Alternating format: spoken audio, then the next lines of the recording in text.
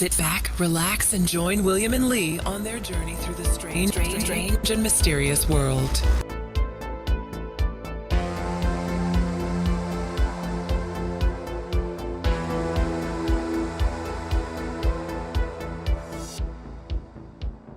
And welcome to Season 2, Episode 15 of Strange and Mysterious World. Tonight we have a fantastic guest, renowned author of the Eden series, which is all to do with paleocontact. This would be our one and only Paul Wallis. Can't wait to have him on. Paul's got a very similar mindset to what we have, William, with regards to ancient contact with ETs and kind of what the whole Bible has to say about everything. So I'm really interested to hear what's going on with that. I mean, I read his book and I really love it so much. And I was actually reading it again today to try and brush up on the stuff that because it was quite a while ago I read it. But there was a part where he actually starts talking about God as a reptilian. And I really want to get into that in this interview. But I don't know if we should push it that far, or what do you think? Well, I don't think he means God. I think he means one of the gods that are obviously maybe Yahweh or one of the gods that are mentioned, but it's not God. God he mentions is something called the source. Yes, but but basically the God in the Bible is the reptilian. Yes. Well, yeah, kind of, because he's got quite a few. The stuff originates from the Anunnaki, which we kind of spoke about some time back in the Anunnaki podcast that we had. Yes. Yeah, and then there's so in the Bible there's quite a few different mentions of. I think it's actually different gods. It's not the same. Yeah, because he talks about the Elohim, and then he talks the Elohim, about but which Yahweh, and then like how they've kind of mixed the two together in the Bible to make the one God, but the Elohim is plural, and but he does somewhere comes to the conclusion that it's reptilians. And that's what I want him to talk about that. Well, we can maybe get to that point towards the end, maybe. But towards the end. But serious. Okay, here we go.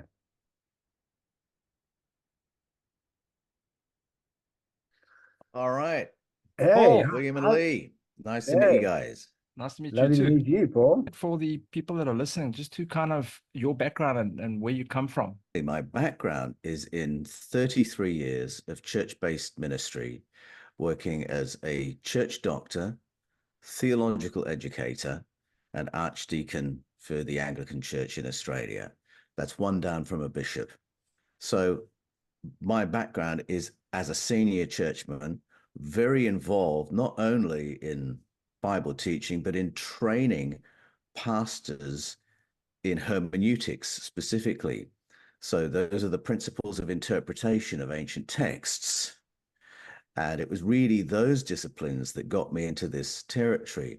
I also lectured in the history of Christian thought, which is also very important to the work I do, because my background in that forced me to confront the fact that Christianity hasn't always been the same.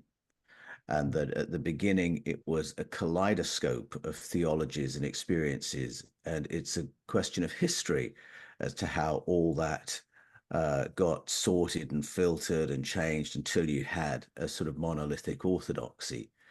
And so obviously, when you study the history of that, you begin to engage with not only the sources of Christian belief, but the history of it and how it's changed. And what finally got me into the territory of paleocontact in the Bible was I was given a bit of a kick by the Pontifical Academy of Sciences colloquium in 2009, which you probably know something about. Are you nodding? No. No? Okay. I was hoping you're going to explain. All right. Well, it was a really interesting moment because the most conservative pope in my lifetime, and I'm not a Roman Catholic. I don't follow the edicts of popes and read their every missive from month to month. But it caught my attention when the most conservative pope in my lifetime called upon the Pontifical Academy of Sciences to convene a colloquium to discuss and then publish its findings on the theological implications of contact with other civilizations, meaning ET civilizations. And I thought, wait a minute, only 400 years ago, they were burning people at the stake for just suggesting there might be other intelligence in the cosmos. And now Yes, I the remember that now that spokespeople, they you were mentioned coming it. out saying we need to be ready to meet a brother or sister alien and embrace them as a brother or sister alien. This is going to happen sooner than anyone expects. And I thought, whoa, what do they think is going to happen? What inside knowledge do they have? Because it really looked like they were protecting themselves against a disclosure being made, so that they could suddenly say, oh, don't you remember we discussed this? There's no problem. And one of the most provocative things that was said was by a very eminent theologian who is also a senior astronomer for the Vatican Observatory. This is the Reverend Dr. Guy Consolmagno. He said we shouldn't be surprised to come across them because they're in the Bible. They're in the Old and New Testament. And I thought, really? Could I have missed something as glaring as aliens in the Bible? And I thought, well, maybe he's talking about Genesis 6, where there are clearly, I say clearly, but most probably non-human entities hybridizing with human beings. So that's the first place Christians usually go and say, oh, I might know something about this. But it was a provocation to go and find them in the Old and New Testament. And so finally, I had the opportunity when I was recovering from my ultimate Frisbee injury, as I describe in Escaping from Eden, to take the skills I've been teaching other pastors about hermeneutics and apply them to all the glitches in the text where the story of one God, human beings, and nobody else in the picture doesn't quite work. There's something else going on. And there are these odd anomalies in the text that most preachers will know are there, and they'll say, oh, got to go back at some point and look at that. But we never actually have the time to go back and follow the white rabbit. All of a sudden I had the time. And so I simply applied all the skills of source analysis, form analysis, and the fundamental issue, what do the words mean, to those anomalies, and found, oh my goodness, there's a whole other story here that we just have never investigated. And the moment I addressed it as a translation question, I realized that hidden in plain sight in the Bible are all the old Sumerian, Babylonian, Akkadian, and Assyrian stories. And that many of the stories that we are used to telling as God's stories are actually our version of their stories. And their stories were not about God. They were about sky people, colonizers who've come from space and are now colonizing the planet and governing over our ancestors. And I think a sky people is a very good translation of the glyph that's actually used in the texts. And so the moment you realize that many of your God stories are based on stories of ETs, you suddenly have to do a lot of thinking. And that is what the Eden series does. Yeah, look, I'll say one thing. When I was very young, and I'm going back to grade 1, grade 2, and I'm talking about 6, 7 years old. Back in South Africa, we were one of these that had to go to church every Sunday. It was a norm. You were forced to go. There was no choice. And there was a lot of times stuff didn't make sense to me. So they would exactly as you say, they would discuss something, and I always used to think, but that it doesn't sound. It sounds fantastical. And I was obviously, as I got a little bit older, maybe 12, 13, I remember the discussion where the guys the pastor was talking about Adam and Eve, Cain and Abel. Cain killed Abel. Then Cain went out and got married, and I was like, to who? So I asked him a question. I asked him a question after, and said, but where did all the people come from? Because there were only 3 people in the world. So where did all these people come from? And obviously he didn't know. So he would just say, no, look, always, every single time I would question something, they would say, no, you can't question God's word. That's just how it is. And I'm like, but that's not how it is. And then later on, as I started researching my own stuff, I stumbled onto Ezekiel. I don't know if you remember, there was an author, Eric Blumrich, I think his name Yeah, was. Joseph Blumrich. Yeah. Yeah, that's Yeah, correct. And he did that Spaceships of Ezekiel. that's right. And I read through this book and I thought, oh my God, there's actually something to this. And I went back into the Bible and I read this and I said, it's clear as day that he is describing a UFO. It cannot be anything else. And then as soon as Yeah. that opened my eyes, I started realizing there's a whole lot more to this. And then later on, and this is going back maybe about 7 years ago, I stumbled onto the Sumerian text where they describe Eden. And I thought, just the whole thing, because, and then there was a whole discussion about Abraham that was actually exiled in Babylon at the time. And Babylon were obviously, everything was to do with the Anunnaki and was to do with their beliefs. And Eden Yeah. came from there. So he's borrowed the stuff. So I thought, and then Of I'll course. listen to you. So then I listened to your podcast, your YouTube channel. I thought, hey, yes, finally, someone that's actually got the knowledge that can actually discuss this stuff. So I was actually so happy that you actually did that. It was fantastic.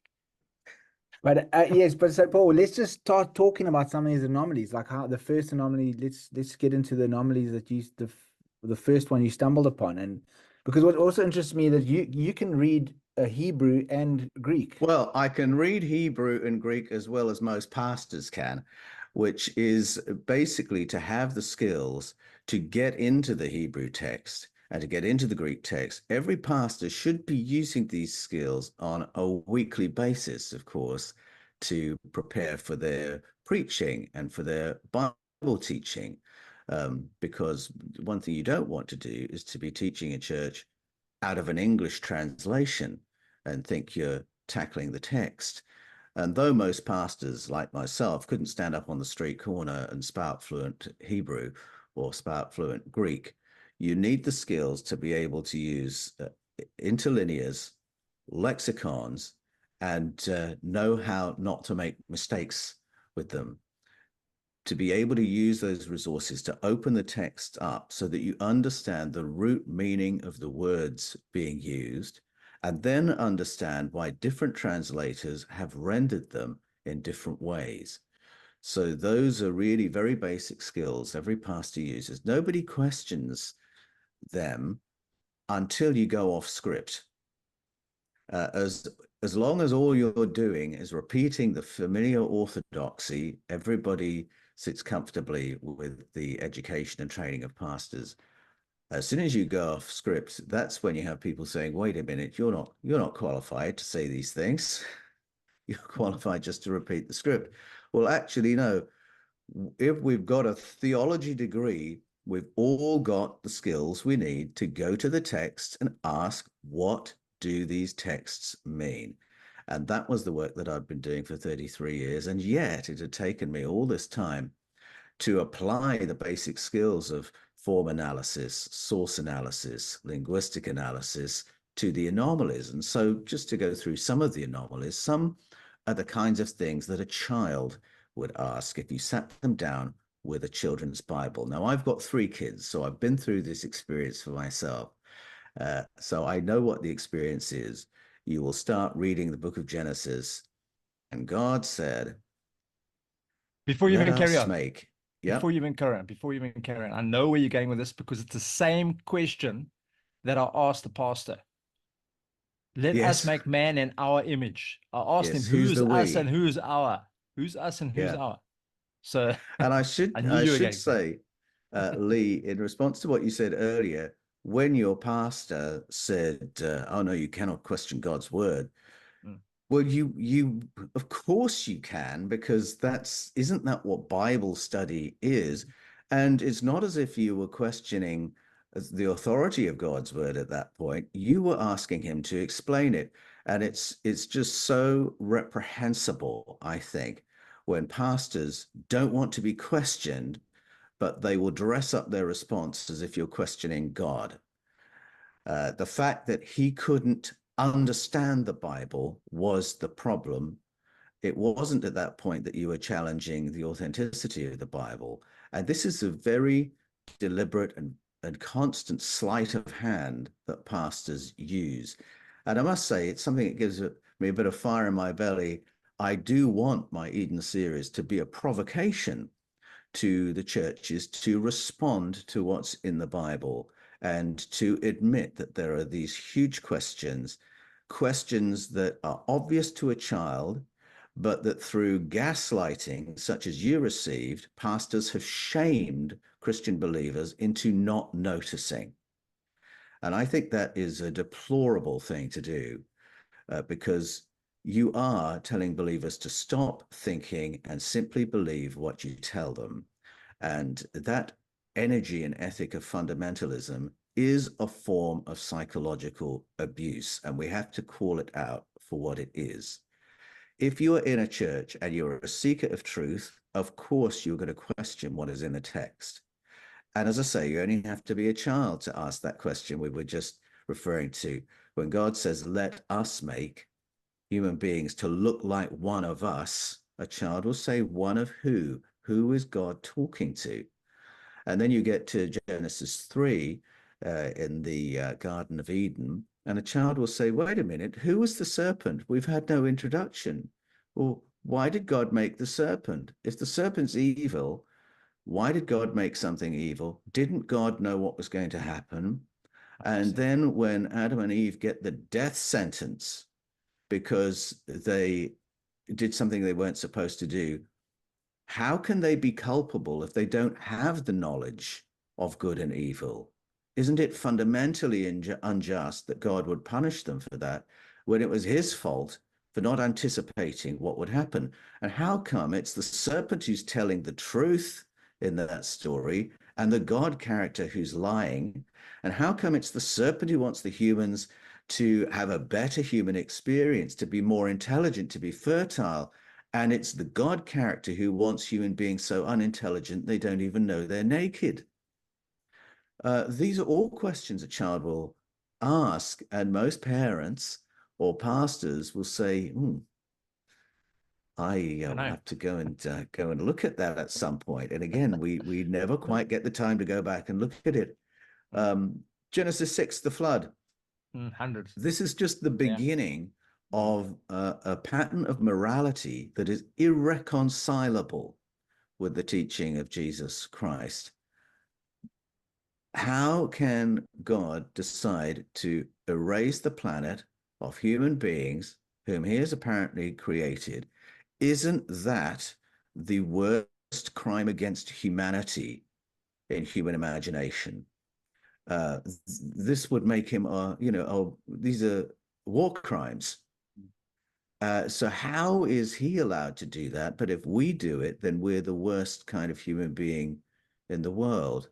Why is the morality constructed so that God can be horrible and awful, unforgiving, punitive, brutal, unjust, but we all have to be really good? And by really good, of course, it means doing what he, the monster, says. Now, we all notice this moral problem in the stories of the Elohim and El Shaddai and the Yahweh character, but we've been gaslighted for 2,000 years not to notice. And there's a big problem that arises from that, and that is that if you worship a monster, you will become a monster. And don't think this hasn't happened in all the lovely churches around the world, because if you worship a God who divides the world into my people and not my people, you're going to have to start thinking that way. And it's not difficult to find churches that think that way. If you worship a God who thinks in xenophobic terms, you will have to justify xenophobia. I put up a video just recently on the Paul Wallis channel on YouTube, where I pointed out all the slaughters of ethnic groups that the Yahweh character does in the Hebrew scriptures. And you wouldn't believe how many people came in the comments and said, yes, but there's something wrong with those people. Well, isn't that the justification of every genocide in human history? Isn't that the justification that we saw in the Second World War?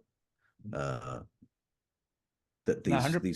these people weren't worthy, they weren't human, there was something genetically wrong with them, and that is the case that is put in the texts for getting rid of these people groups. But the idea that there were all these lovely believing Christians saying, oh no, but it's all right to extinguish entire ethnic groups if there's something wrong with them.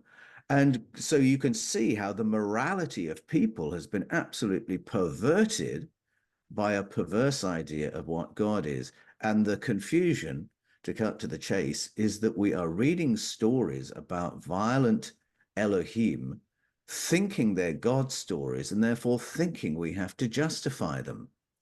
But as you go through the text, you realize that the Elohim, which is the Bible's oldest word that gets translated as God, really are in the plural. They really do talk to each other. They really do conflict with one another, go to war with one another, compete with one another for hegemony and resources, and thousands of human beings get slaughtered in the conflicts among the Elohim.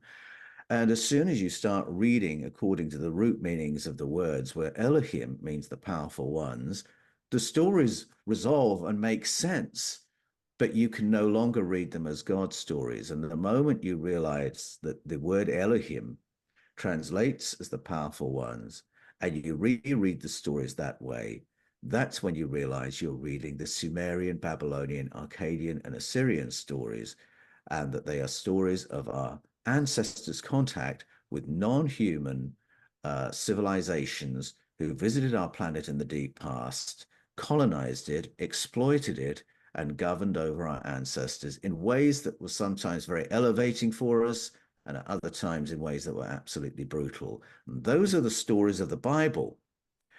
And so it's not about questioning the Bible or attacking the Bible. It's simply asking what stories are told in the Bible and how do we process them? Yeah. Oh, Look, we had a podcast some time back. We were discussing the Anunnaki as a we had a whole podcast around the Anunnaki, and my thoughts around the Bible. I think that very first section, Genesis 1, the very first section where the source, like you like to call it, I think is involved in that era where the light is separated from the dark, and I think the source is probably involved to that section, and then all of a sudden it changes. Like Well, very short. It changes into. Let me disagree with you. Okay.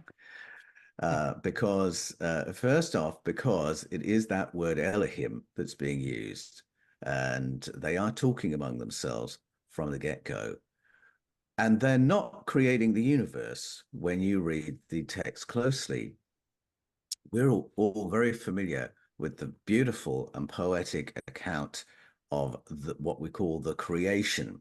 Let there be light, and there was light, and then we go through the sequence of what we think is the creation of the world and everything in it. But there are some anomalies in that story that are worth pausing and considering. Before the sun and the moon and the stars are created, planet Earth is already there, if you read the text, but it's in a poor state. It's flooded and shrouded in darkness. What sense does that make? That the planet exists before the sun? That's not right. But that's how the story rolls. We begin on a flooded, darkened planet, the same as in the Sumerian story, the same as in the Mayan story, the same as in the Filipino story, the same as in the Iroquois story. So you begin, oh, okay, maybe there really is something to this. And then who is it that arrives? It's the Elohim, the powerful ones in the Ruach, this thing that creates a strong wind or vortices of wind, and it hovers over the waters. And then what does it do? It clears the sky. Now you can see the sun. Now you can see the moon. Now you can see the stars. And then it separates the waters. which is the very first thing that happens in the Sumerian story, the separation of waters, salt water from fresh water. Then it So that's separates the water. terraforming. Terraform. It's terraforming, that's right, or rehabilitating. Then it separates the water from the land, which is what happens in the Iroquois and the Filipino story. And then it starts nurturing life on the land. So what we're actually looking at is Elohim, plural beings, arriving in their ruach and hovering in the sky, clearing the atmosphere, separating the waters, rehabilitating land, and on we go. And that's how the story is told all around the world, that we begin on a planet that's already here, and then a work of rehabilitation is done by plural entities. And so I believe that actually, in the roots of that story, we are looking at paleo contact. We are looking at an eyewitness recollection of living in a devastated planet. The Hebrew phrase is tohu wabohu. It means something has happened to devastate it and put it into a state of chaos. And we are being told a really deep human memory of seeing the world gradually recover from what had happened. It's the way it's told all around the world, and the Bible is no different. And it was a real light bulb moment for me to realize, having read the Bible in a bubble for years and years and years, the moment you take it out of the bubble and read it alongside other ancestral narrative, and according to the root meanings of its key words, you realize it's telling the same story. The same deep human memory is expressed in the Bible, as you will find in the other stories I've mentioned, Iroquois, Filipino in particular, Mayan, Sumerian, Babylonian, Akkadian, Assyrian, Nigerian. Go all around the world and you recognize the patterns, and you realize we have a whole family of narratives which have been maintained through oral tradition as well as through written tradition, that give us a coherent picture of a devastated planet being assisted in the same way that we help each other. When if a country floods or is devastated by earthquakes, we go in and we do the things such as we read in Genesis 1, where others turn up in order to help life on earth recover. And what I didn't know when I started this journey is that this was not an unfamiliar idea to the early church fathers, right at the beginning of Christianity. How come? Because they'd read Plato, and Plato had all this knowledge in his writings, and he believed that this kind of intervention and this kind of reset is something that happens every few thousand years on planet Earth. And that it's in those moments that the demiurgos, the craftsman, will turn up and do what you and I today would call terraforming or rehabilitation. So this story was there. It had been told for thousands of years. The church fathers loved Plato, knew him like the back of their hand. So these were concepts familiar to them. And that's why at the beginning of Christianity, in the kaleidoscope of theology that it represented, you had people like Origen, who is the father of hermeneutics, or Clement of Alexandria, who's the father of Alexandrian hermeneutics, say, we have stories of other kinds of entity in the Bible, the Elohim, the Yahweh stories, and you can't take them at face value as God's stories in the way that Judaism was doing when Christianity formed. We have to recognize they are stories of other things. And they talk specifically about the craftsman, the rehabilitator, the demiurgos. And that was part of the public conversation that comprised Christianity in the beginning. And it was only later that all this knowledge and information became taboo and was pushed underground. Yeah, no, agree 100%. And especially, I know we kind of chat a lot about in the Old Testament, because the Old Testament seems to be, sure, I think there's more sightings and contact and UFOs and stuff in the Old Testament than you've actually found out on the internet now, if you really look for it. There's heaps. Yeah, there's heaps. Yeah. And there are plenty of stories that really don't make sense. until you read them through a paleo-contact lens. And Ezekiel, as you mentioned earlier, is one, firstly, through its very specific description of technology, but then also through its description of a violent control by non-human others of a human society through advanced weaponry. I'm talking about the Keli Mashitao and the Keli Mapasao. And these were devices which, in the hands of 6 individuals, could ethnically cleanse an entire district. And the reason it was being ethnically cleansed was because those people carried memories of paleo contact. They referred to the beings who came as the Tseva Hashemayim, the sky armies, and they honored them, they remembered them. There were carvings of them in the Jerusalem temple, and Ezekiel wanted to get rid of them. They're not Ezekiel, but the what is the phrase? The human-like life form, to get to the root meaning of the Hebrew words in Ezekiel, wanted all that erased in order to reinforce Yahweh's governance over that people group. And it seems unimaginable, but actually you can go to parts of planet Earth right now and find countries where if a family will not show open grief convincingly when the great leader is ill or has died, they will be killed. And that's the exact scenario that the human-like life form representing Yahweh is doing. If a family won't show open grief at the carvings of the Tseva Hashemayim, the sky armies in the Jerusalem temple, then you use these weapons against them and you incinerate them. Now, who on earth can read that story and think that's the story of the God and Father of Jesus Christ, or a God worthy of our love and obedience? It's absolutely monstrous. It's almost impossible to relate to until I make that sort of international reference from the 21st century. But that is what our ancestors had to contend with. That was what the experience of colonization was for our ancestors under the governance of the Elohim and El Shaddai and Yahweh in particular.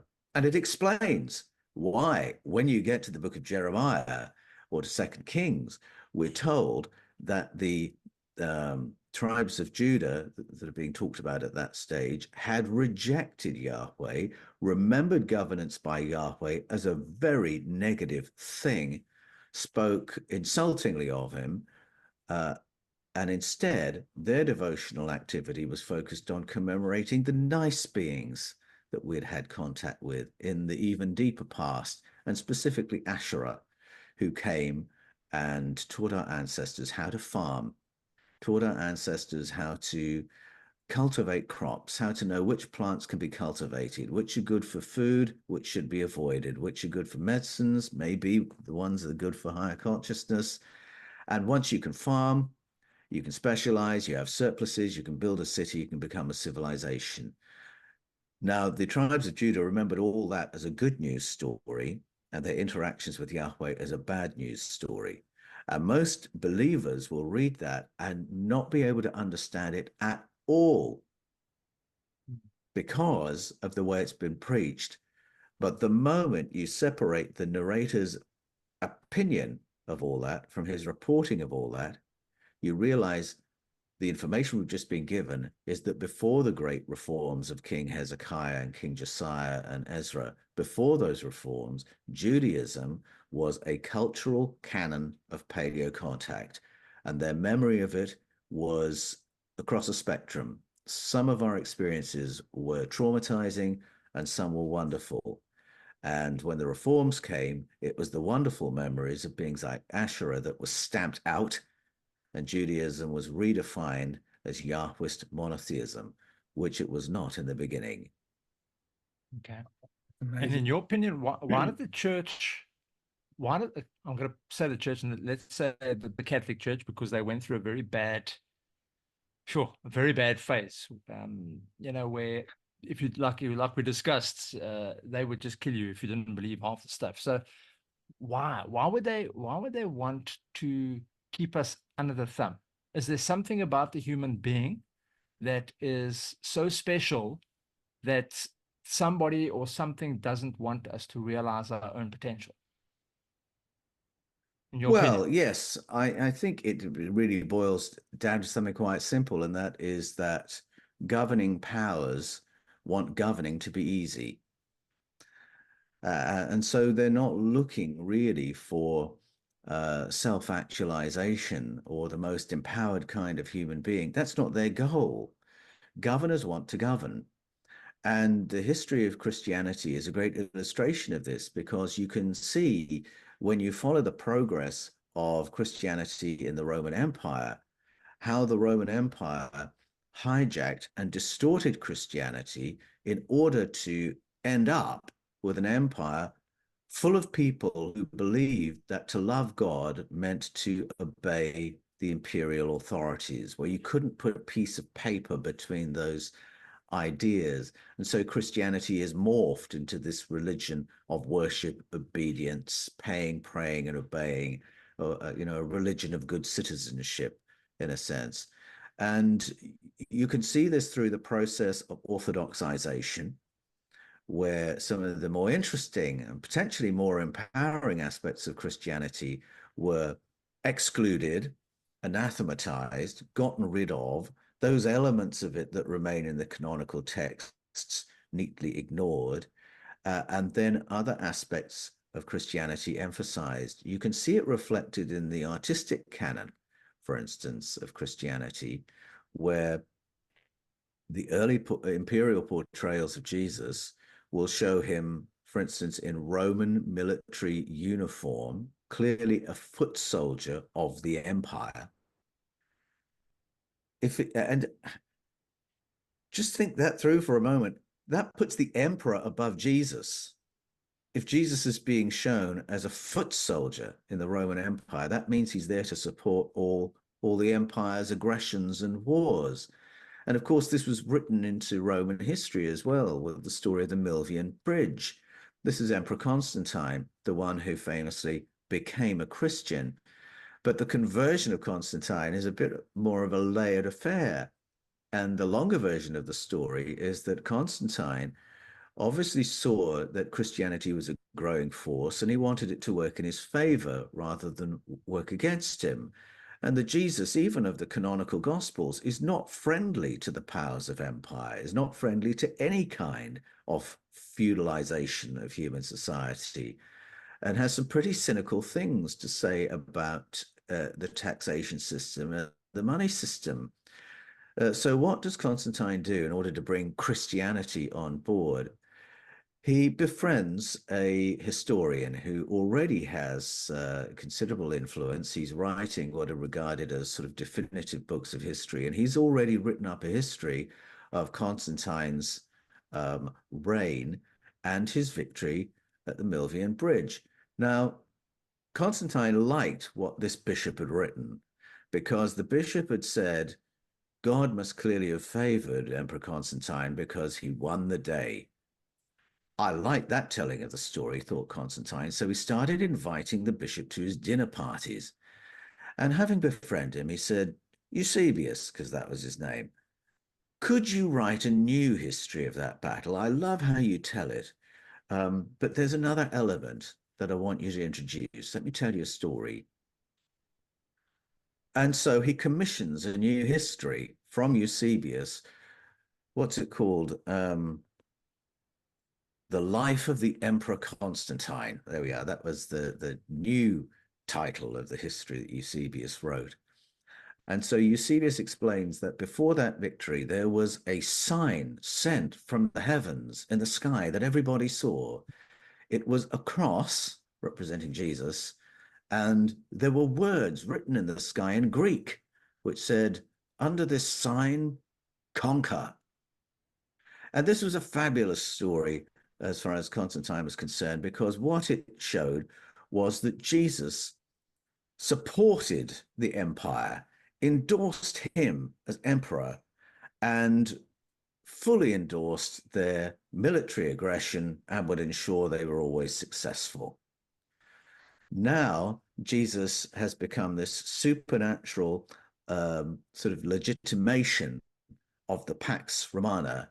And from that time forward, that's how Christianity would operate. It would be the imperial department of religion.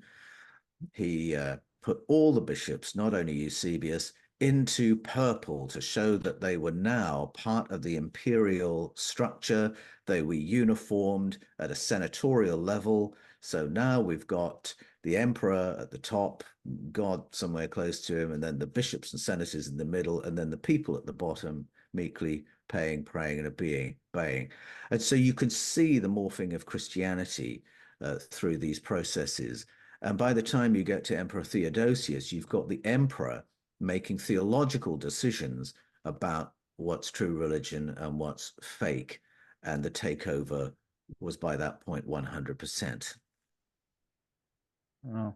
Yeah, it's actually, I mean, you know, when you actually listen, and this is actually why I'm actually glad you're on our show, because when you know, I've listened to quite a lot of your YouTube channels, and especially the one that you had quite recently, I think it was with Mr. Carson.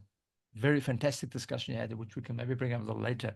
But when people start reading your books and they start understanding what their beliefs are and where they've come from, hopefully people can start changing their minds and maybe directing themselves to the correct path, because the path that's been chosen is like so way off.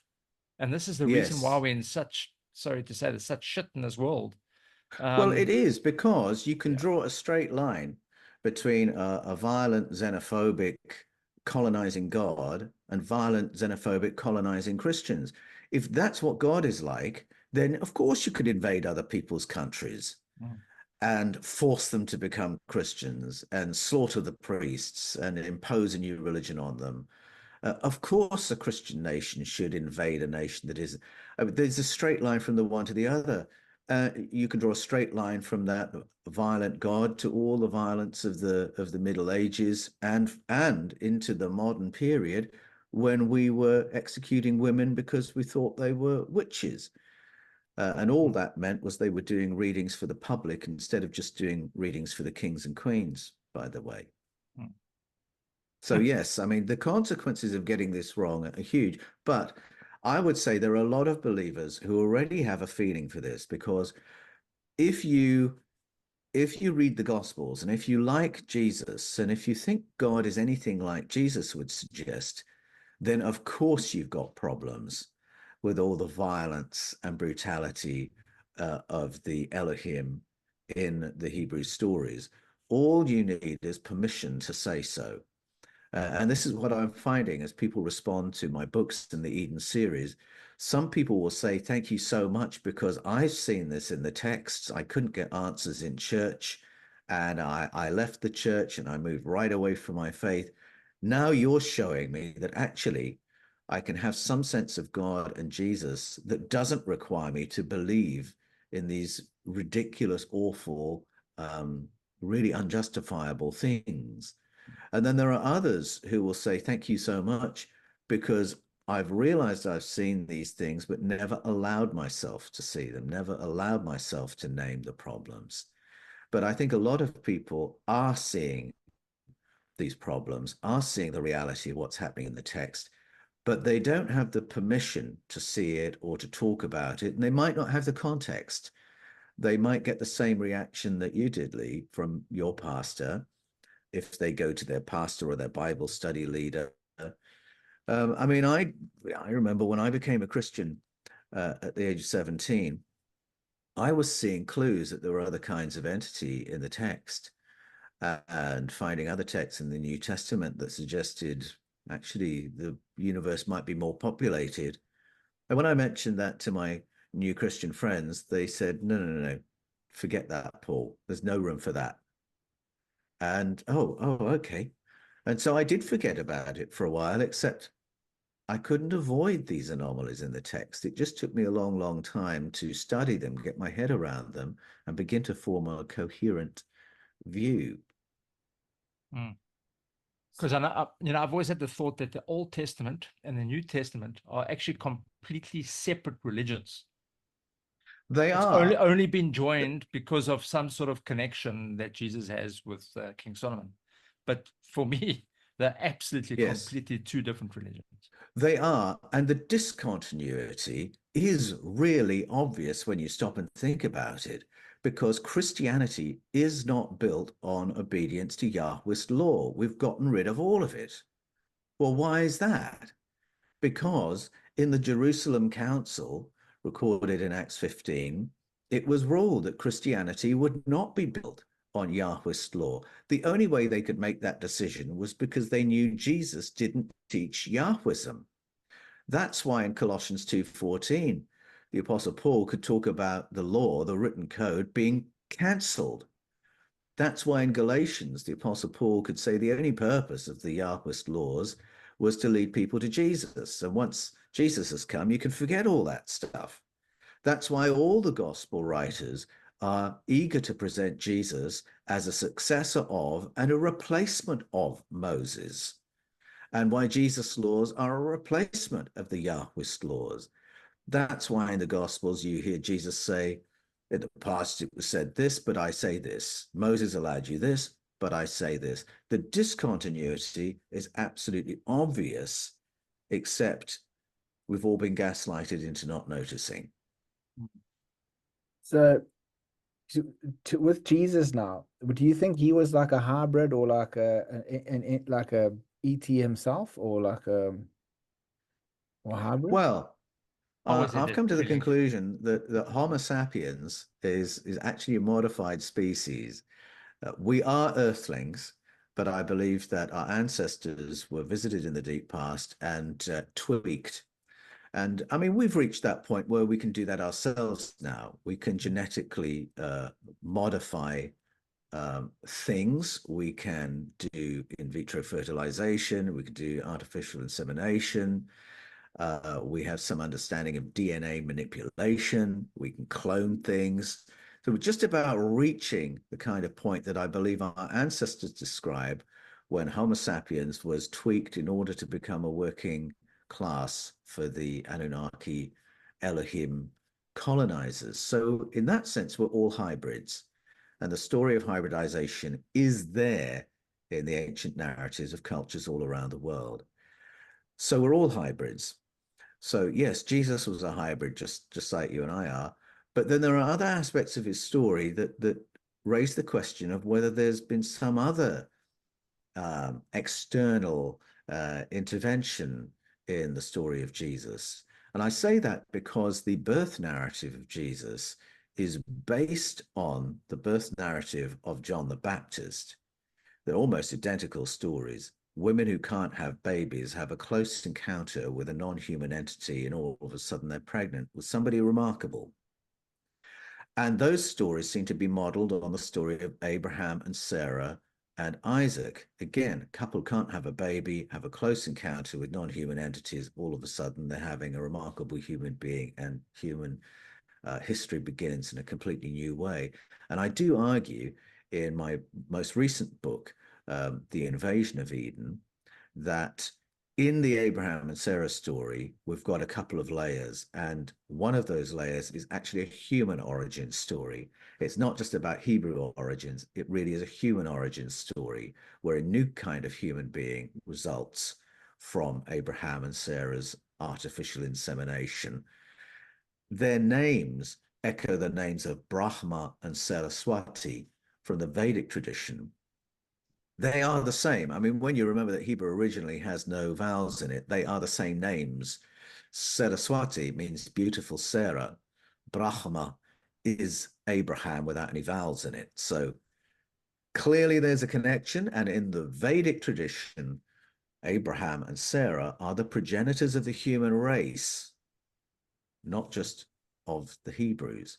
And I believe that layer is there in the Bible. So we've got stories of close encounters, artificial insemination, which of course through the ages we've interpreted as a supernatural thing rather than a higher technology thing. And those stories, again, if you can stop reading the Bible in a bubble and start reading it in the companionship of ancestral narratives around the world, you realize that that's a kind of story that repeats in other cultures. You can hear it in the story of the Yellow Emperor, his mother's experience of conception. You can hear it in the story of Vipassi Buddha, the 22nd incarnation of Buddha before Siddhartha Gautama Buddha. You can hear it in the story of the conception of Lao Tzu. They're all stories of mothers who have a close encounter experience, either with a non-human entity or an experience of light that's directed to them from technology that's hovering in the sky.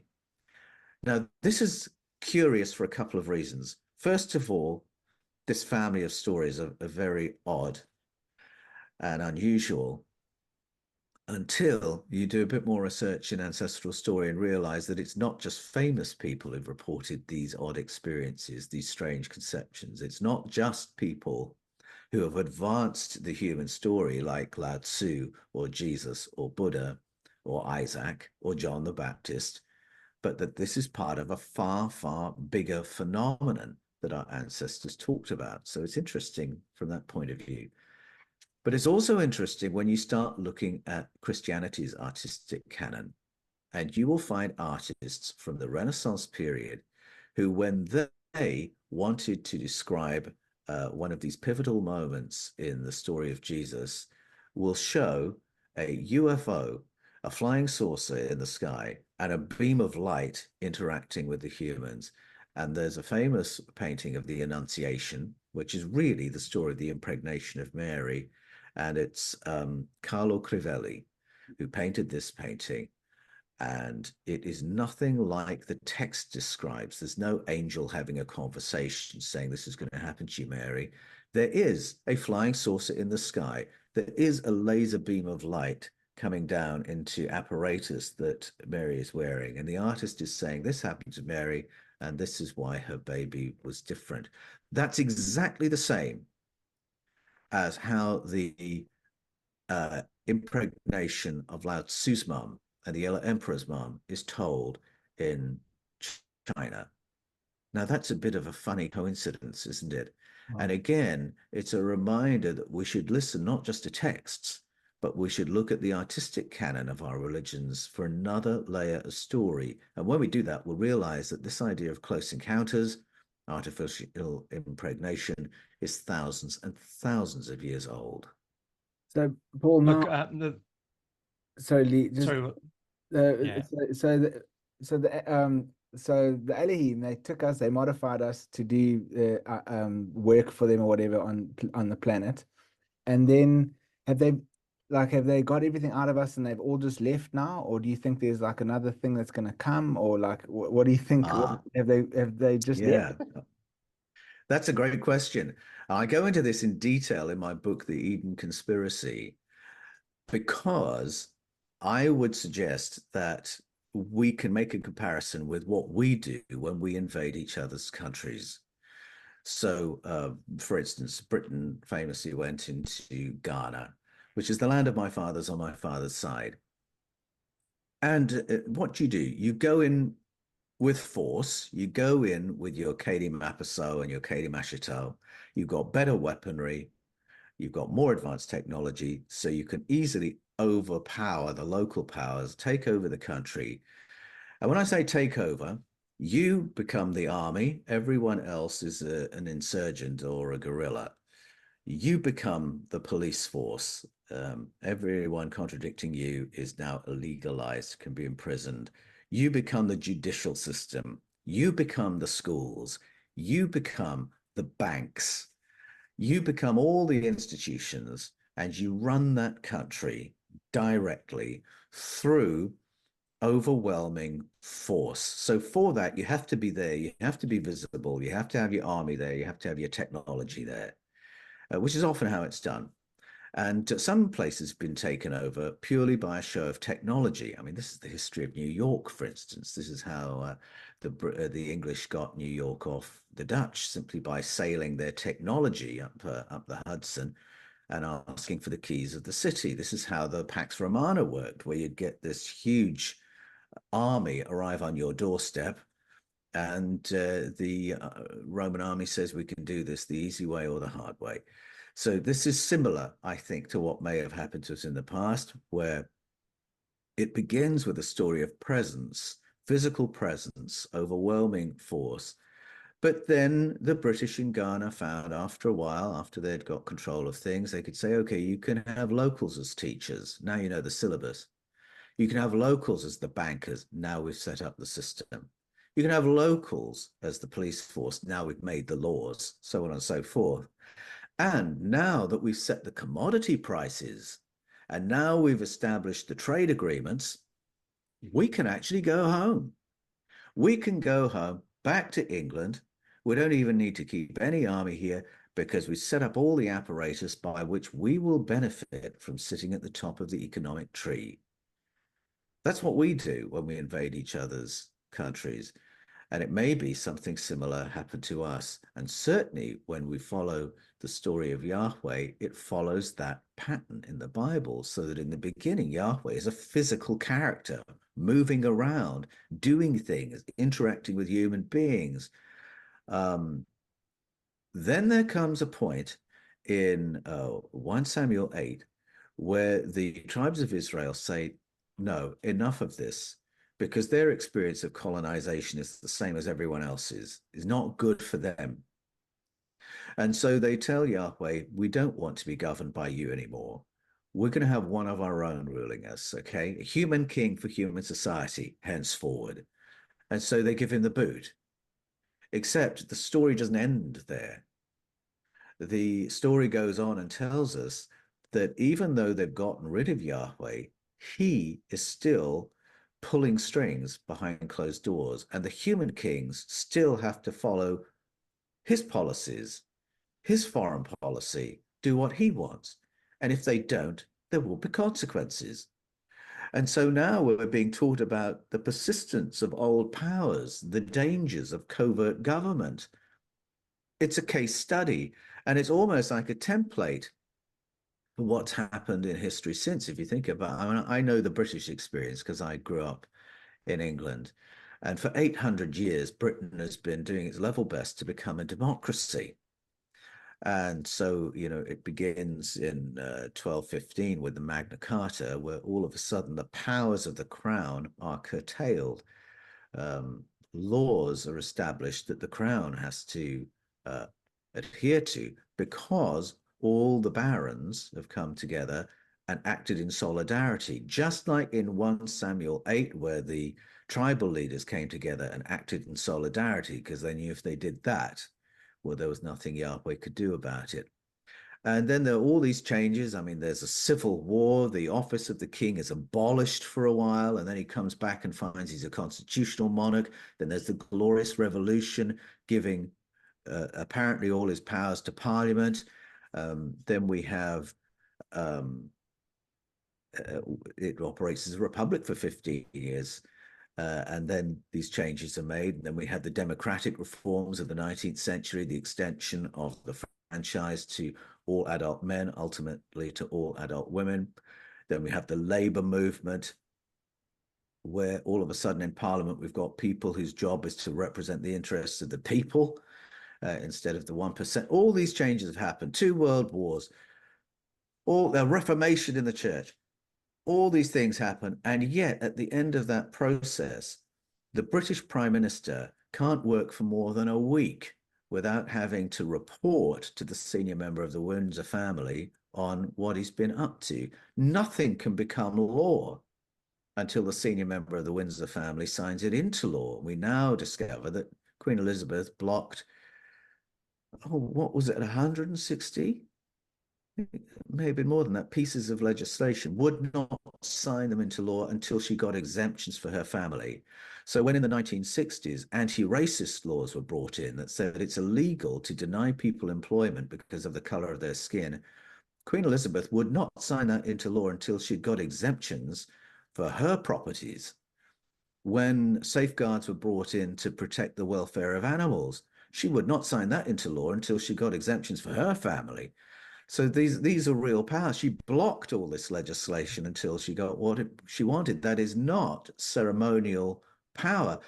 You can be democratically elected to be a member of Parliament, but you're not allowed to take office until you have pledged obedience to the senior member of the Windsor family. So these old powers take a very long time to die. And the template for being gotten rid of, but somehow remaining in power, is there in the Bible. It's the story of Yahweh being given the push, and yet still after that, he's telling the kings and queens what they can and can't do. And it's part of the story of the Hebrew canon that reports that there were kings who did do what Yahweh wanted, and there were others who didn't. And there were kings who were Yahwist monotheists, and there were others who weren't. And some of their very greatest kings were not Yahwist monotheists. Solomon, of course, being the most famous, Manasseh being another. You could say Ahab would be another. And then it's only right towards the end of the history of Judaism that Judaism is reformed, turned into Yahwist monotheism. The scriptures are rewritten so that the narrator can express an opinion of all these Jewish kings who were not Yahwist monotheists. Even the great Solomon, the narrator says, well, the reason he had installations to Asherah in the Jerusalem temple, the reason he had installations commemorating contact with all these other entities like Asherah, Chemosh, Milcom, foreign wives. He married foreign wives, didn't he? So that's really the influence of the foreign wives. Ahab, well, that was his wife, Jezebel, wasn't it? That's all the narrator has to say in order to explain away Judaism being something else prior to the reforms. Wives, foreigners, and he expects the reader to go, yeah, come, yeah, foreigners, eh? Women, eh? But of course, it doesn't explain it away. Solomon was the wisest of all kings, and he did have a memory of all the Elohim, of all the spectrum of the Tzeva Hashemayim. All that information is still there in the Bible the moment you give yourself permission to read it with a more fundamental translation and with more open eyes. Oh, that was quite amazing what you said there. So now they've colonized us. They're operating from like how we colonize people, and then we operate from their home base. Yeah, from the home base. What are they siphoning? What do you think they're siphoning off of us or getting out of us still from? Yes, it might just be a question of management.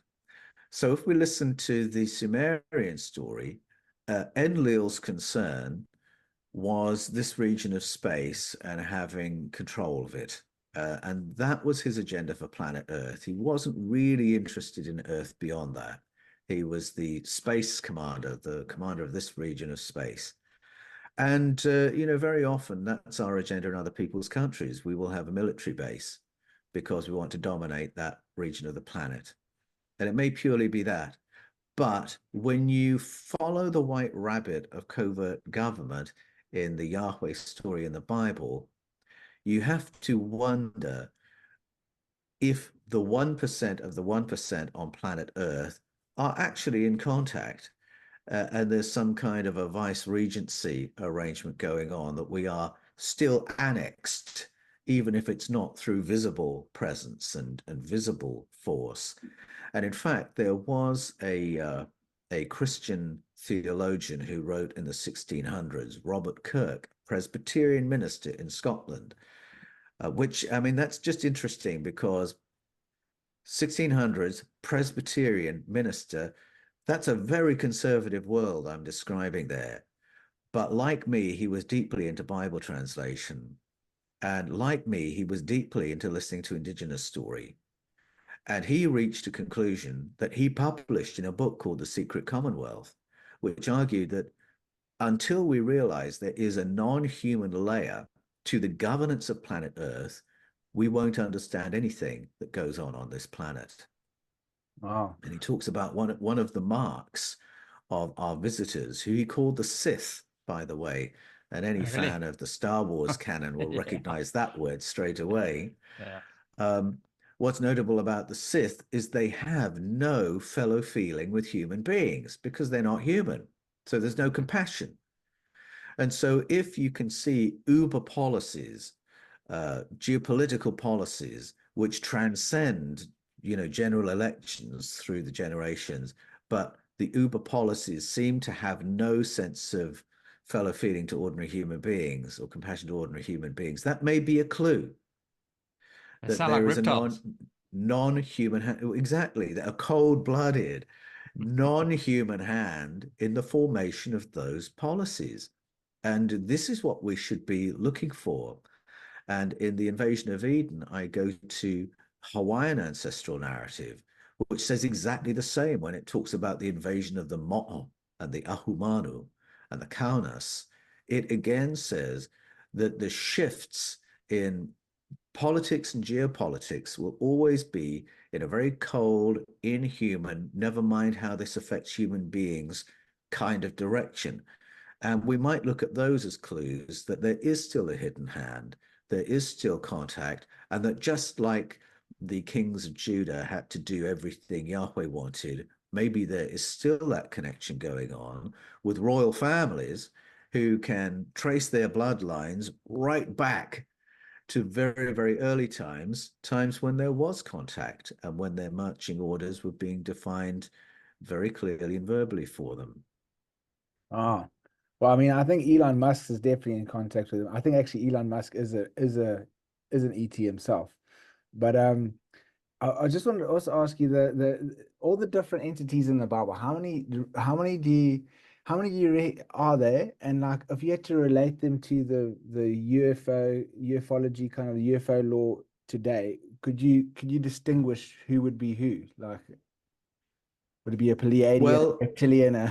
yeah, okay. Yeah, that's a good question. I mean, certainly the Hebrew scriptures would suggest quite a spectrum of visitors and colonizers. So, for instance, in Psalm 82 and Deuteronomy 32, we have a plurality of Elohim who are being portioned sections of the planet or sections of the land by a character called El Elyon.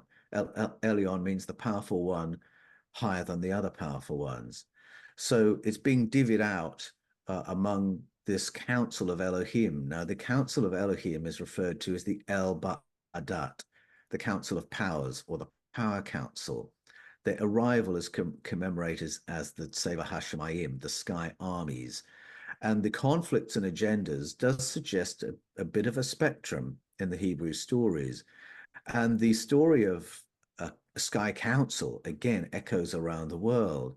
So you think about the Norse stories, the Celtic stories, the Vedic stories, and they conflict against each other, which suggests, at the very least, factions and very possibly different demographics as well. There is an interesting text in I think it's 1 Kings 22, where the prophet Micaiah remote views the Sky Council, and it seems there are different kinds of entity on it, that we've got what might be flesh and bone entities, and then we've got others that may be energy-based beings who can go and influence the thinking of kings in order to foment war. So there's a suggestion of that spectrum. And also a suggestion of where these different factions might be coming from. So in the book of Job, there's a reference to the planet Earth being locked in a subordinate relationship to powers from Sirius, the Pleiades, and Orion. And when I read that verse, I mean, I'd read that for years and years as if it were only talking about the harvests and the stars defining the harvests, and you can't buck the harvests. Except there's no mention of seasons and harvests in the text, but that's how people have read it. But my ears pricked up when I recognized the Pleiades, Sirius, Orion, because these are the three regions of space that get repeated all around the world when our ancestors talk about contact and talk about ancient colonization. So again, that suggests quite a wide spectrum of visitors. How does it relate to current contact?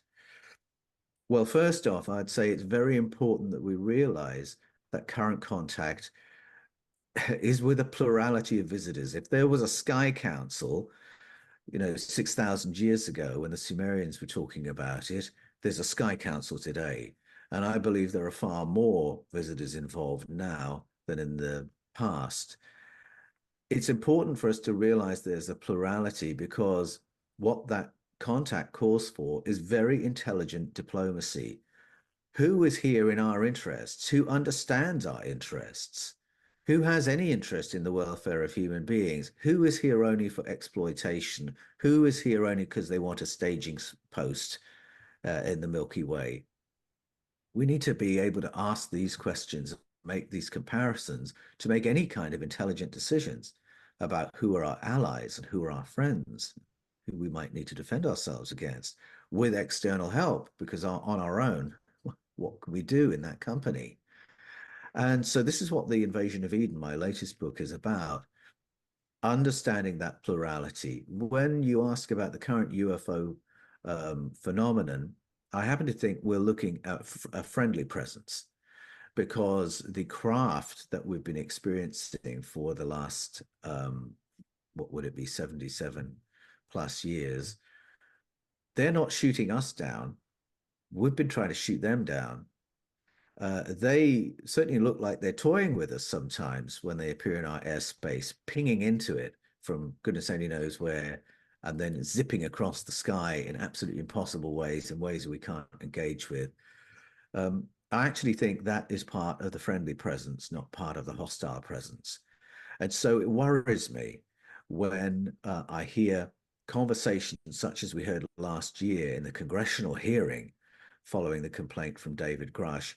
It worries me when I hear contact being framed in purely military terms. Oh my goodness, we've got tic-tac shaped craft in the sky. Does that mean there's an existential threat hanging over the USA?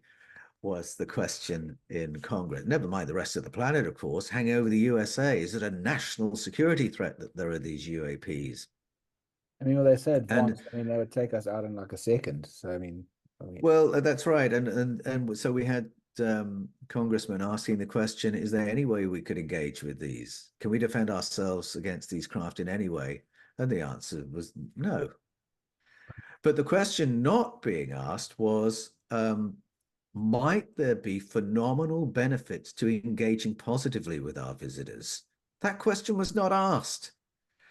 The contact we have at present, which is what David Grush was talking about, and what has now been brought into the open, the knowledge that the program of reverse engineering is real, has been going on for more than 70 years.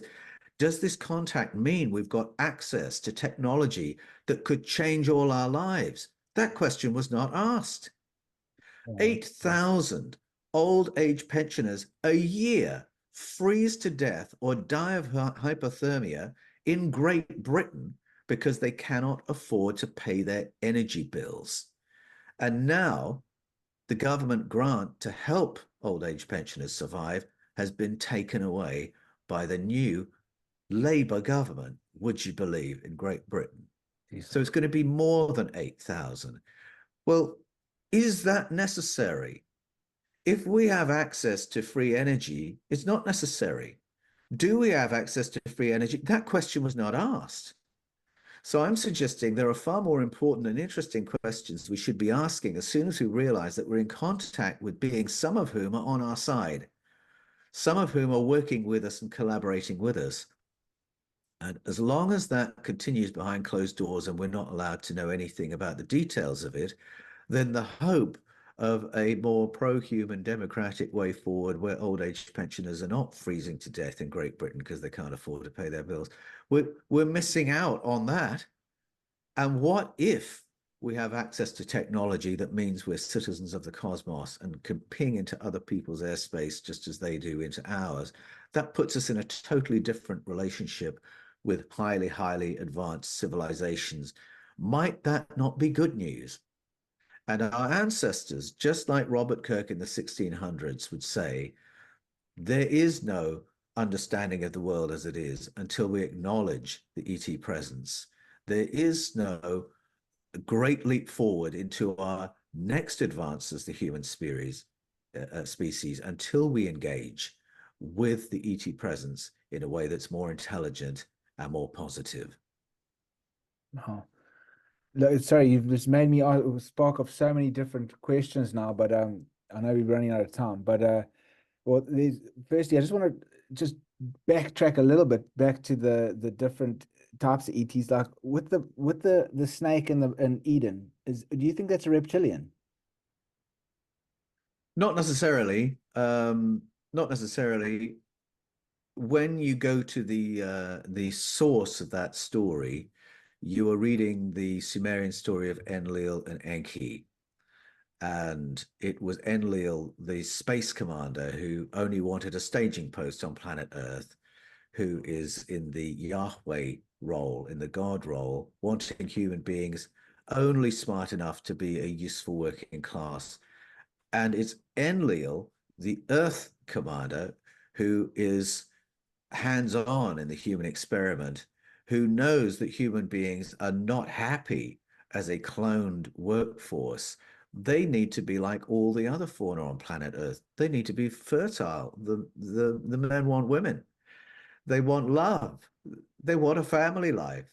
And it's Enki who upgrades them so they can be more intelligent, more conscious, and have that experience as a fertile species. So Enki is not the villain, and he's not described as a reptilian. I know some people think the Anunnaki may have been, but I think there are more clues that they were far more similar to us than that. I think we have had contact with reptilian entities in the past, and I think sometimes their reptilian nature was playing to us, and sometimes it wasn't.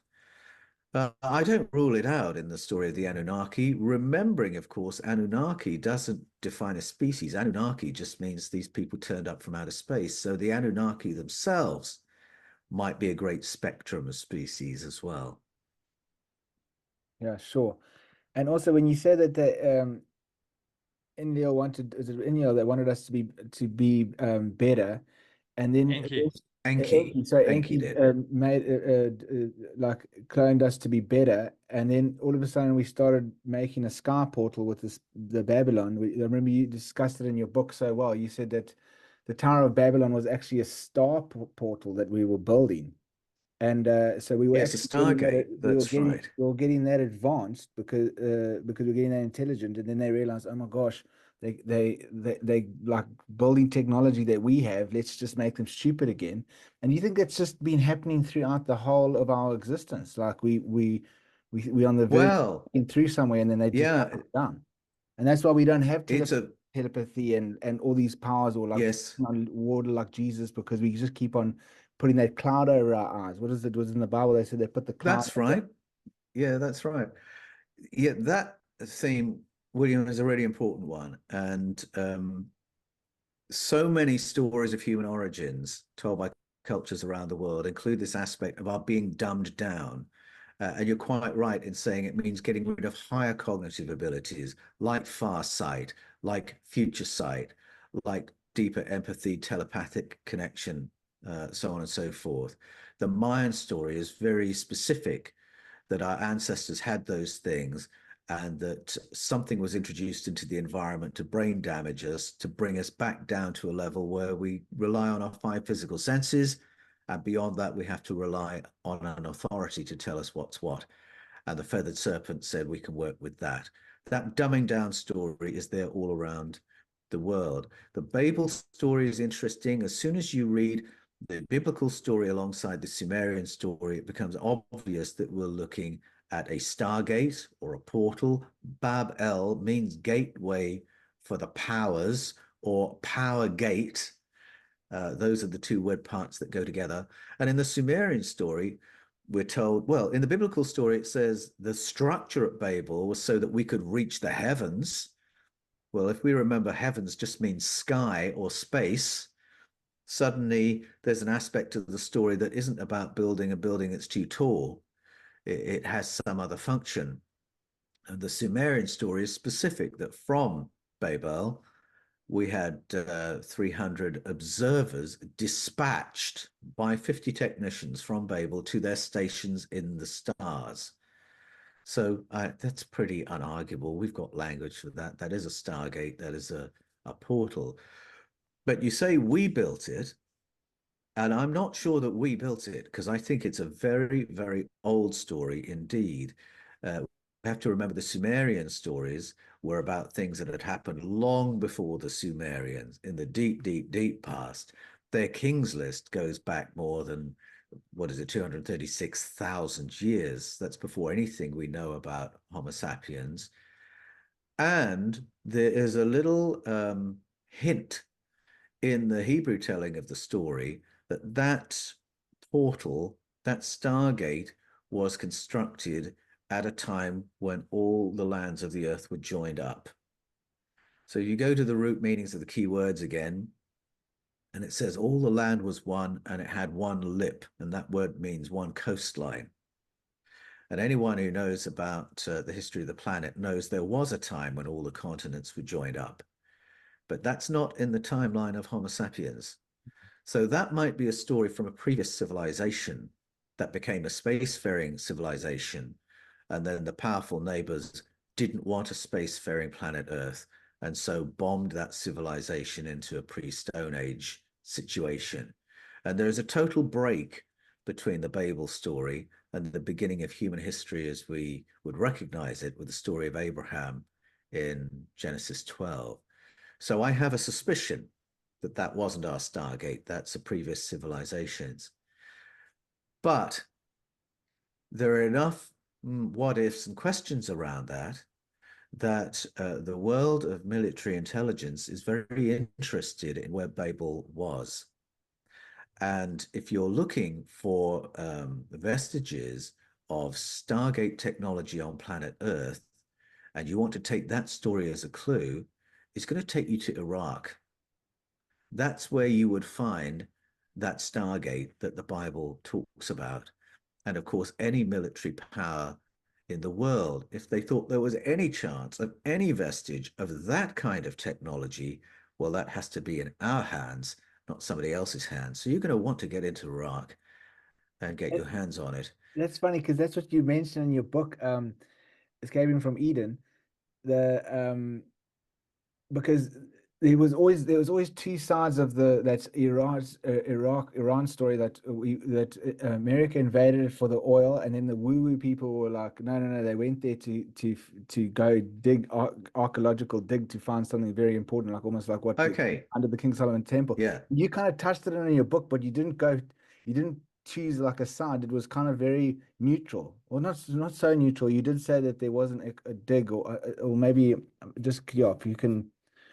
All right. Do you think they invaded it for the oil or for the digging? If we try and stick to facts, there was an invasion in 2003. There was a great concern to get control of the oil. There was a concern to effect regime change because the leader that the CIA had maneuvered into place, who would run things in a way that was friendly to the USA, was no longer friendly to the USA, so I had to get rid of him. There was another story told, of course, that we were going in to save the Kurds. There was another story told that we were going in to save the Iraqis from despotic leadership. All these fabulous reasons to go in. And of course, weapons of mass destruction was the thing that brought the Allies into that incursion. So those are all the stories. That's all public record. That's why we went in. But it is a fact that military units went in there, and some of them suddenly found that they were on archaeological missions. So they were retrieving artifacts and flying them out of the country. And they were involved in archaeological digs, and whatever they found was to be either taken out of the country or buried, which is what happened, of course, with the Gilgamesh sarcophagus. And there were units who were doing things that even they didn't understand, where they were boxing up huge volumes of Iraqi sand and shipping them out. And so veterans of Iraq came back very puzzled and confused and disturbed by this. It's hard enough going to war, but to go to war and suddenly discover you're actually on an archaeological mission for you don't know whom and you don't know why is a profoundly dislocating experience. And so that's where a lot of the conversation has come from, that's come in my direction, to ask, what's the credibility of our being there looking for artifacts of ancient civilizations? What would those artifacts be? And I've had people ask me, what's the credibility we might have been looking for Stargate technology? Not because the people asking me are claiming they've had eyes on for the most part, but because they have talked amongst themselves, and these are the questions they've come back with. And so I've had to say, well, I don't have privileged information. I haven't had eyes on, but I can tell you that if you were looking for portal technology from the deep past, Iraq is where you would go to look for it. And I can tell you that portals are taken very, very seriously by NASA. You can gauge that by what's on their page concerning portals on the NASA website. And they will tell you that we've been researching portals for more than 30 years. And they will give you some detail as to what we've been doing, measuring the mass of matter that travels through a portal adjacent to planet Earth. These are real phenomena, not just theoretical phenomena in the work of Einstein and Rosen. And so there's enough breadcrumbs there to tell you something odd is going on that goes way beyond the public stories about regime change, oil, and looking after the Kurds. Wow. Yeah. Yes. Yeah. So, geez, Paul, sorry, I think it's getting a bit late now. For us. For you. I know we could go on for I hours. know It's that's the thing. I such mean, rich territory. it would be awesome to maybe have you on again at a later stage or something. Sure, be happy We're to. willing to do that. But anyway, just to end it, I just wanted to find out what's happened with your life after all of this. I mean, geez, you're a priest, you're a priest, you preaching to people in a church every Sunday, and then you come up with this, and you come out in the open, you come out of the closet or whatever, the ET closet, and then. How did your life? What happened to you? What happened? How's your life been? Well, yeah, well, it's changed considerably. I remember after I'd written "Escaping from Eden," the first in the series, and just to promote my book, if I may, that's the first in the series, "Escaping from Eden." So I had this on my lap, sitting on my bed one evening, and I was asking myself, how many friends are we going to lose when I publish this? And sure enough, our social life has become very much quieter since publishing on this field. And people who have been my comrades in ministry for decades and decades, yes, they've suddenly gone very quiet as well. So I think a lot of my colleagues are worried and disturbed by what I'm saying, because this is such a taboo, the territory we're describing. But at the same time, I've been very surprised by other colleagues in the ministry who've come out of the woodwork and said, yeah, I've always thought this, but I've not had anyone to talk to about it. And I'm now in contact with Christian academics, Christian pastors all around the world, having conversations like that with me, as well as regular believers who are saying, thank you so much, because either because I've seen this in the text or because I've had experiences that could not be explained by my worldview that only had God, the devil, angels, demons, animal, vegetable, mineral, and human, and nothing else exists. Now you're telling a story that enables me to process the experiences I've had. But I do, on a daily basis, hear from other religious believers who are just slamming me in the most graphic, ghastly, gruesome ways, threatening me with all sorts of divine punishments, and some threatening me with human punishments as well from time to time. And so there is that mix, but frankly, the aggression and the pushback is only a tiny, tiny percentage.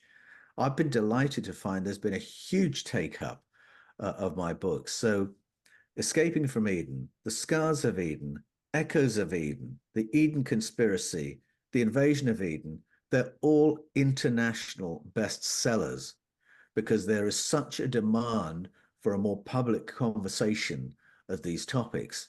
I have a YouTube channel called The Fifth Kind. We have I think it's 1,090,000 subscribers because there is such a strong demand for this conversation to be in the public domain. And the response has been overwhelmingly positive, but probably the people I talk to from week to week and socialize with has radically changed since I published these books, and other relationships have gone rather quieter.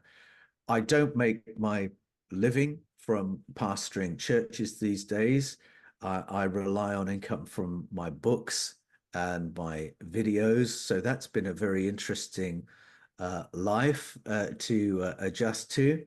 But it's been a very exciting time. And I must say, I'm very happy doing this work right now because I think we're at a time when people of every age are ready to question the old narratives and to consider new possibilities. And I'm in contact with people every week from their teens into their 90s who are saying that to me. I don't believe what I did believe 5 years ago. I'm reconsidering my beliefs. I want to know what's really going on. I'm rereading my Bible. I'm praying with heaps of questions because I want to know what's what. I want to know who we really are. I want to know if there's a God, and if so, what God is really like and how I should connect with that God. I'm rediscovering Jesus because I'm not reading him through the lens of institutional religion and finding that he's a better Jesus than I thought. These are the kind of conversations I'm having, and I'm finding it a really exciting place to be and an exciting field of research to be involved with. Wow, man. That's awesome. Then I know you've got something coming up quite quite soon. I think in the next 2 or 3 weeks, you've got Yes, a that's workshop right. coming. August the 25th, I'm doing my first interactive workshop. In the past, I've done a lot of one-on-one coaching with people who are wanting to get into this material and who may need a bit of assistance in processing the information, finding it, working out how they can read these ancient texts, and then how do they reframe their beliefs, their practices. I've done a lot of that one-on-one in the past, and it's now reached the point where I don't have the time to respond to all the demand that's there. So I'm doing workshops henceforward. And the very first workshop is being hosted very generously by Billy Carson. So it's hosted on Forbidden Knowledge. And it's there. It's a ticketed event. So it's there. You can go and get a ticket for August the 25th. And together, we're going to be going through all that, giving people resources, showing people where to go to find the ancient texts, giving people the resources for reading them, engaging with the translation questions, learning how to process the information, how to make the connections, and then begin to do the work of reframing. So that will be 4 very intensive hours on August the 25th. I'm really looking forward. And if it goes well, if people like it, then I'll continue doing workshops like that, because I do believe there's a need for that. People are really, sometimes people take a lot of, need a lot of help in sort of deprogramming in order to learn new things. And that's the kind of thing we're getting into. Wow, man. No, awesome. So just last question from me. So, Paul, have you had any contact yourself? When I published Escaping from Eden, I found people were reaching out to me because they had had close encounter experiences that they hadn't told anyone for decades, and they wanted to tell someone because they still needed to process it. But before telling me, they would ask me exactly what you've just asked, William, because they wanted to know if I was a safe person for them to share their story with. And they would say, have you had a close encounter experience? And at that time, I'd say, well, no, I haven't, but I have many friends who have. And that would be enough for them to feel safe to share their story. But the more stories I heard, the more I started thinking, wait a minute, that happened to me. Wait a minute, I had an experience exactly like that. Wow. So by the time I wrote The Scars of Eden, the second in the series, I realized that when I was 20, I had 5 experiences. Wow. Just in that year that I was 20 years old, the year I began my life in ministry, that were close encounter experiences, but that I didn't have the language for at the time. And because I was still a very young, keen evangelical believer, I didn't have the boxes that Mm. allowed me to interpret what I just experienced. I was one of those believers for whom everything had to be God, the devil, angels, demons, human, animal, vegetable, mineral, or it didn't exist. So And yet I knew those boxes were not adequate to describe what I'd experienced. And so those experiences sat with me for decades, with me puzzling over what was that? What did happen? and And the religious. now I've got a framework. Now I've got the language for it.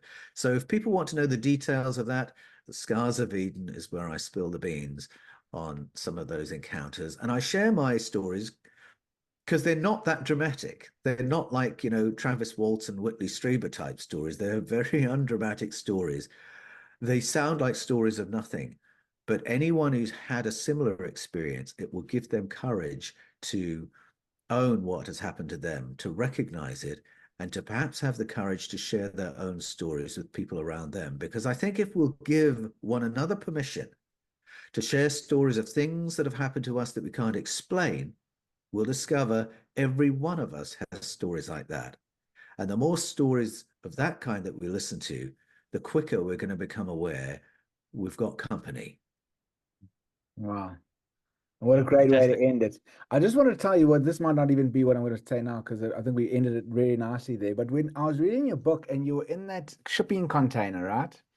It's so funny. Yes. Like I've been wanting to buy a small piece of land and put some shipping containers on the land and build a house because I've seen some very beautiful like designs and it's very cheap. I mean, you can get a shipping container like Yes. extremely cheap and you can make a cool house out of it. But then my worry was always, I was thinking, but if I'm living in a metal box, how does that affect my aura? Or if I'm connected to like a source, like, is it going to like cut me off? I had all these like superstitions around it about living in a metal box, you know? And then when I was reading your story, I was like thinking, geez, okay, so he's a priest, and then he's broken his leg, he's sitting in this metal box, and he's reading the Bible, and he's coming up with a completely different story. I was thinking, oh my gosh, maybe the metal box was like a Faraday cage, and whatever was connecting you to source or to like, or like if there was some entity that was controlling you, couldn't actually get through the metal box.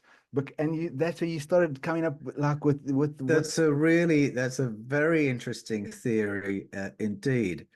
Um, I think looking back, one of the most significant things in helping me with that reframing and that unlearning and relearning and a really rapid process of relearning, the thing that really helped me was getting out into nature and having a time where I was in nature, deep breathing, earthing, getting sunshine on my skin, really from the perspective of getting healthy and being relaxed, getting my inner peace back. And I think that put me into a state where I could be more creative and where I had the, I just was in that more creative space where I could think fresh things. And I think that was probably the key for me in my learning journey, more than being in a metal box. Although you got me thinking now, I'll have to think about that. But I think whether you're working in a concrete block of apartments or a brick built or wooden built house or a shipping crate container home, I would encourage you to be earthed because I do find that a very health giving thing. Yeah. And you can do, I sleep on an earthing mat because it actually prevents my sleep apnea. Oh wow. If I don't sleep on the earthing mat, then I'll wake up coughing and spluttering all through the night because the back of my throat is shut down. Whereas if I'm earthed, either sleeping on the ground or on an earthing mat, my airways stay open. So I know it's a real thing. And And I would I've just also encourage people to do that. Get out into nature, get earthed. great, man. And then also your books, when are they going to be audio? When are the rest of the series going to be on Audible? Are you going to put I'm them? hoping to record The Scars of Eden.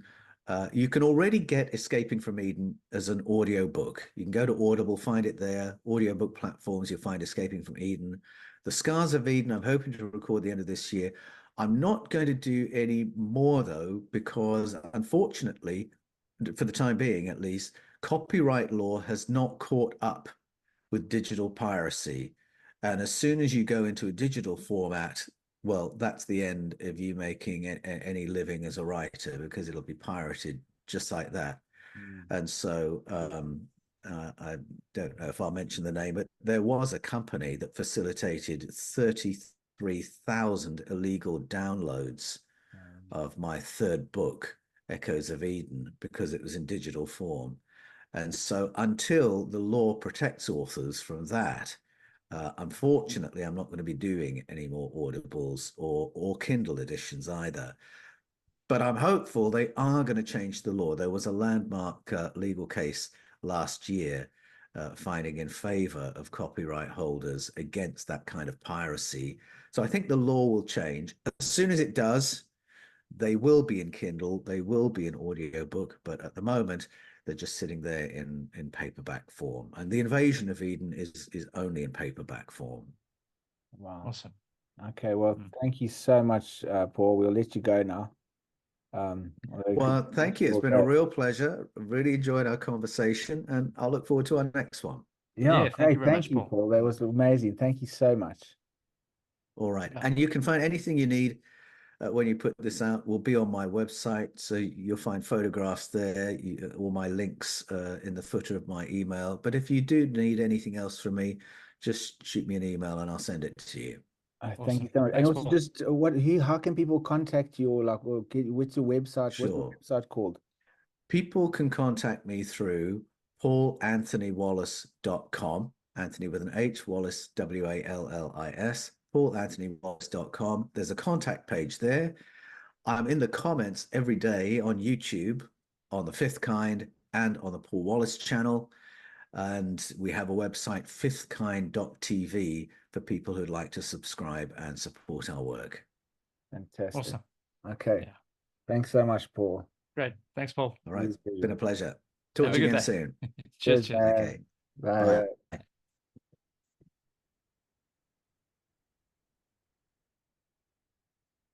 Cool. Okay, cool. So Lee, awesome, man. So Okay, that was very lucky. I really, really enjoyed that. Somebody that thinks along the lines that we think, really, drives things home. Really, really good. Fantastic. Definitely can't wait to have him on, because there was a podcast, not a podcast, the YouTube channel that I was listening to him today, actually, with Billy Carlson, the one I was mentioning a little bit earlier. Fantastic discussion that we're having there. But that's a very different topic on on kind of what we talk about now, but it's more on God and the human being, and that, and it's such a fascinating thing. But I don't want to get into that, because that's going to go on for another hour. So yeah, I think that was awesome. All right, so guys, all right, yeah, that's it for us for tonight. Thank you so much for listening. Has gone a little bit long today, but I think that's actually pretty cool. Really fantastic to have Paul on, and we'll check you again next week. Cheers, everyone. Cheers, Lee.